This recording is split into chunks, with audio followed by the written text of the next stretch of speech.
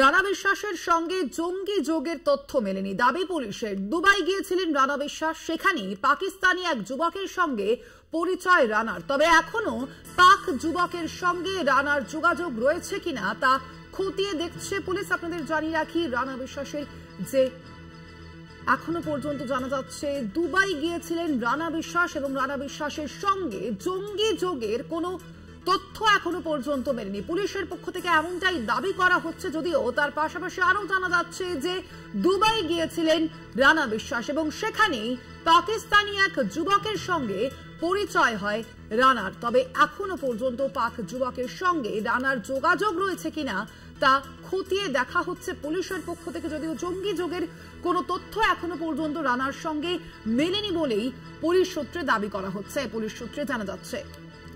আরো বিস্তারিত জানবো এই সম্পর্কে আমাদের সঙ্গে এই মুহূর্তে নিউজ রুম থেকে রয়েছেন প্রতিনিধি রিয়া মাঝি। রিয়া, এখনো পর্যন্ত এই ঘটনা সম্পর্কে কি আপডেট রয়েছে, কি জানা যাচ্ছে পুলিশ সূত্রে?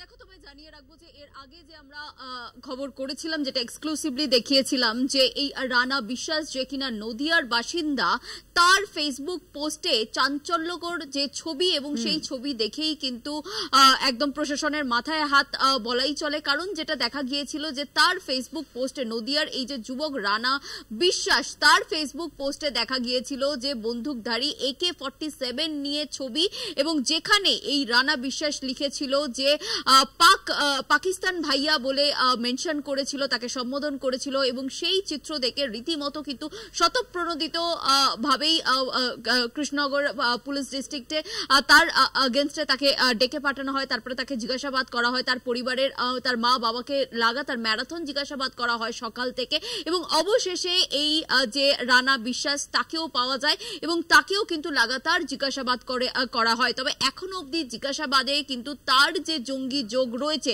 সেই তথ্য কিন্তু এখনো মেলেনি বলে এমনটাই দাবি করছে কৃষ্ণনগরের পুলিশ। কারণ তার যে ফেসবুক পোস্ট, সেই ফেসবুক পোস্টের যে যুবকদের ছবি রয়েছে, যেখানে তাদের হাতে AK-47 রয়েছে, সেই সমস্ত ছবি দেখিয়ে যখন তাকে জিজ্ঞাসাবাদ করা হয়, সেই জিজ্ঞাসাবাদে রানা বিশ্বাস সে জানায় যে 2024-এই সে দুবাই গিয়েছিল, এবং দুবাইয়ের উদ্দেশ্যে যখন কাজের সূত্রে সে দুবাই যায়, এবং যেই কাজের জন্য সে যায় সেই এক্সাক্ট কাজ তাকে দেওয়া হয় না, এবং তারপরে সে বাড়ি ফিরতে চায়, এবং সেই বাড়ি ফিরতে যখন সে চাইছিল সেই সময় কিন্তু তার সঙ্গে কলকাতার কোন রকম সে পরিবারের সঙ্গেও কোন রকম যোগাযোগ করতে পারছিল না। সেই কারণের জন্যই কিন্তু মূলত সে সেখানে আটকে যায়, এবং আটকে যাওয়ার পরে যেই ব্যক্তিরা বা যেই যুবকরা তাকে সাহায্য করে তারা পাকিস্তানি ন্যাশনাল বলে এমনটাই কিন্তু জানিয়েছে সে পুলিশকে।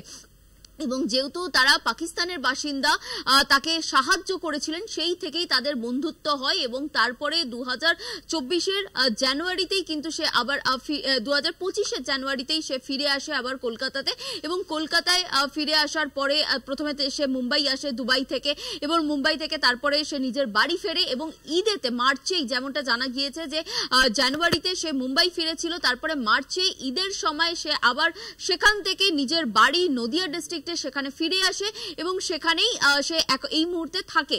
এবং এই যে তার ছবি, সেই ছবিগুলো সে কিন্তু পোস্ট করেছিল, কারণ তারা এই যুবকের বন্ধু, এবং বন্ধু হিসাবেই সেই ছবি পোস্ট করেছে। এবং যে AK-47 নিয়ে যে যুবককে দেখা যাচ্ছে তার ফেসবুক পোস্টে, সেই AK-47 নিয়ে ছবি সেই যুবকের, অর্থাৎ সেই পাকিস্তানি যুবকের ফেসবুকের ছবি ডাউনলোড করে তার এই স্টোরিতে, ফেসবুক স্টোরিতে লাগিয়েছিল এই রানা বিশ্বাস, এই নদিয়ার যুবক, এবং সেই ছবি ঘিরেই কিন্তু চাঞ্চল্য। তারপরেই কিন্তু স্বতঃপ্রণোদিত মামলা রুজু করে দিয়ে তারপরে তার পরিবার এবং তাকে লাগাতার জিজ্ঞাসাবাদ করে, এবং জিজ্ঞাসাবাদে কিন্তু এই তথ্যই দিয়েছে এই রানা বিশ্বাস। তবে তার সমস্ত ডকুমেন্ট, সে যে দুবাই গিয়েছিল, তার এয়ার টিকিট থেকে আরম্ভ করে মুম্বাইয়ে কোথায় ছিল, এবং মুম্বাইয়ে ফিরে এসে 2 মাস আরো কোথায় ছিল, সে তার এক পারিবারিক সূত্রে এক জামাইবাবুর হোটেলে কাজ করত মুম্বাই চাইতে এবং তারপরে সে সেখান থেকে ফিরে আসে, এই সমস্ত যে ডকুমেন্টাল সেই ডকুমেন্টস কিন্তু চেক করে পুলিশ এবং সেই সমস্ত ডকুমেন্ট চেক করার পরে যখন তারপরেই কিন্তু পুলিশ বলছে যে তার সঙ্গে এখনো অবধি কোনো রকম জঙ্গিযোগ পাওয়া যায়নি। কিন্তু খুব স্বাভাবিকভাবেই প্রশ্ন উঠছে যে যেই যুবকের হাতে AK-47 রয়েছে এবং পাকিস্তানি ভাইয়া বলে সম্বোধন করেছে এই যুবক, সেই যুবকের হাতে AK-47 এলো কোথা থেকে, এই সমস্ত বিষয় বা তার সঙ্গে কোনো রকম যোগাযোগ রয়েছে কিনা, মূলত এই রানার সঙ্গে তাদের কোনো রকম যোগাযোগ রয়েছে কিনা, এই বিষয়টা কিন্তু এই মুহূর্তে খতিয়ে দেখছে পুলিশ। খতিয়ে দেখা হচ্ছে পুলিশের পক্ষ থেকে, এমনটাই জানা গিয়েছে। আপাতত ধন্যবাদ। তবে আমরা কথা বলছিলাম, আমাদের সঙ্গে সরাসরি নিউজ রুম থেকে ছিলেন প্রতিনিধি রিয়া মাঝি।